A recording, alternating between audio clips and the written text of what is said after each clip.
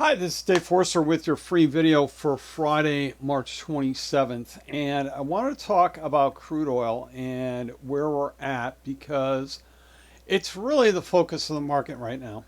And I also want to make sure you knew that there were different types of crude oil as well. So what I'm showing here is commonly referred to as WTI or West Texas Intermediate. And you can see looking at this crude oil future, it spiked to around 120 a barrel, but it's been relatively contained up here. You could say roughly we're putting in a bull flag up here with some recent highs. Yeah, pretty close to where we're trading right now. So the real focus, what the media is going to talk about a lot, is $100 barrel oil. So that makes sense here in the US, but since crude is a international product, the rest of the world is really looking at Brent crude instead. So it might make sense for you to look at both. And these are Brent crude oil futures.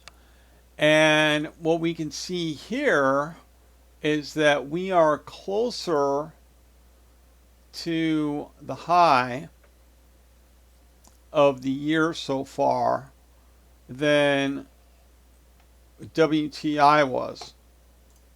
So no matter what you're trading, if it's stocks, bonds, any kind of future, crude oil at a time like this is really where the focus is.